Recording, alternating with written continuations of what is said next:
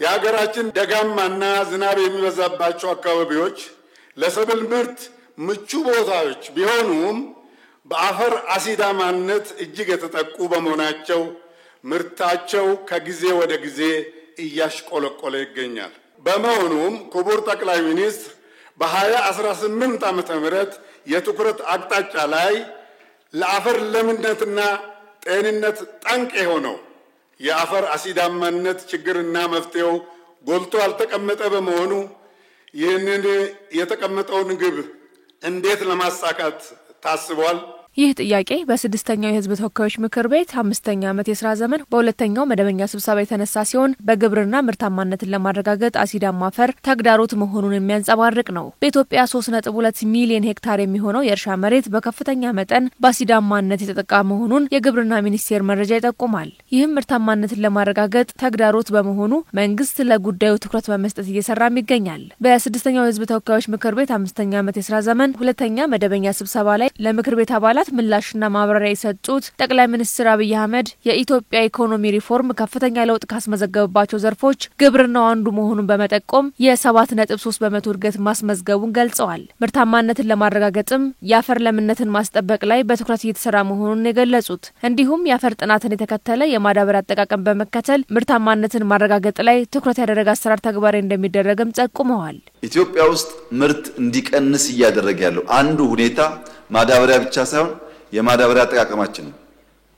በድፍን ኢትዮጵያ ለበቆሎም፣ ለቡናም፣ ለሩዝም በጅምላ ነው ዩሪያ ዳፕ የሚባለው።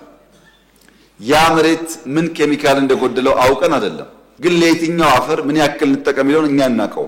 እስካሁን ባለው ሁኔታ አንዱ የምንሰራው ቨርቹዋል ላብ ፈጥረን የአፈር ጥናት እያካሄድን በእያንዳንዱ ሰፈር ለእያንዳንዱ የምርት አይነት ምን አይነት ማዳበሪያና ስንት በስንት ለምሳሌ ስንት ፐርሰንት ዩሪያ ስንት ፐርሰንት ዳፕ ሚሊዮን ጭምር የምንወስንበትን ስራ የዚህ ፕሮጀክት አካል አድርገን እንሰራለን። ግብርና ሚኒስቴር ከኦሮሚያ ክልልና ምዕራብ ሸዋ ዞን የተውጣጡ የሥራ ኃላፊዎች፣ ባለሙያዎች ብሎም የሚዲያና ሌሎች ባለድርሻ አካላት በተገኙበት በግብርና ኖራ ግብዓት በመጠቀም የተገኘ ውጤትን በኦሮሚያ ክልል ምዕራብ ሸዋ ዞን ወልመራ ወረዳ የመስክ ምልከታን አካሂዷል። በምዕራብ ሸዋ ዞን ከ1 ሚሊዮን ሄክታር 300 ሺህ ሄክታር የሚሆነው በአሲዳማነት የተጠቃ መሆኑ የተገለጸ ሲሆን ይህም ከ23 ወረዳዎች 21ዱ በአፈር አሲዳማነት የተጠቁ ናቸው። ይህንን ችግር ለመቅረፍ ባለፉት 3 ዓመታት አሲዳማ አፈርን በኖራ በማከም ከ218,000 ኩንታል በላይ ኖራ ለአርሶ አደሩ መሰራጨቱ ብሎም የተቀናጀ የአፈር ጥበቃ ስራዎች መከናወናቸው ተገልጿል።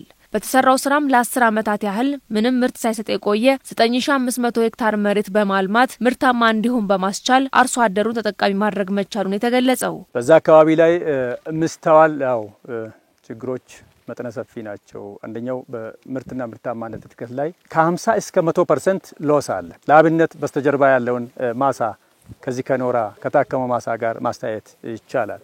ስለዚህ ኖራ እንደ ቴክኖሎጂ አንዱ አፈር ጤንነት ማሻሻ የምንጠቀምበት ቴክኖሎጂ ነው። አንድ አርሶ አደር ከዚህ በፊት ተስፋ ቆርጦ ወደ ሌላ ቦታ የሄደው ተመልሶ ስራውን ሰርቶ ቴክኖሎጂን ተጠቅሞ ከ2016-17 የምርት ዘመን 150 ኩንታል ያገኘ አርሶ አደር አለ። በተለያዩ የሀገሪቱ አካባቢዎች ምርታማነትን ለማረጋገጥ እንደ ችግር የሚቀርበውን የአፈር አሲዳማነትን ለማከም በ2018 8 የኖራ ፋብሪካ ለመገንባት የተሰራ መሆኑን በግብርና ሚኒስቴር የአፈር ሀብት ልማት ስራ አስፈጻሚ ሊሪያ ብዬ ተናግረዋል። የተለያዩ አጋር አካላትን ከጎናችን በማሰለፍ ተጨማሪ 8 የኖራ ወፍጮች በተለያዩ አካባቢዎች ላይ በጥናት የኖራ ክምችት ያለበት አካባቢ ተጠንቶ ኦሬዲ ለመትከል ቅድመ ዝግጅት ስራዎች እየተሰሩ ናቸው። ስለዚህ የአሲዳማነት ተግዳሮትን እንደ አገር ለመቀልበስ ትልቅ እድል ይፈጥራል ማለት ነው። የአፈር አሲዳማነትን ለማከም ከኖራ በተጨማሪ የተፈጥሮ ማዳበሪያን በመጠቀም የአፈር ለምነትን ማሻሻል እንደሚገባም ተመላክቷል። የኖራ የመቆየት ወይም የአገልግሎት ጊዜም የሚወስኑ አሉ። አሁን ኖራ ስለተጨመረ ብቻ አይደለም የአፈርና ውሃ ጥበቃ መሰራት አለበት፣ መታጠብ የለበት። አንዱ የአሲዳማ አፈር ችግር የሚፈጥረው የአፈር መታጠብ ነው።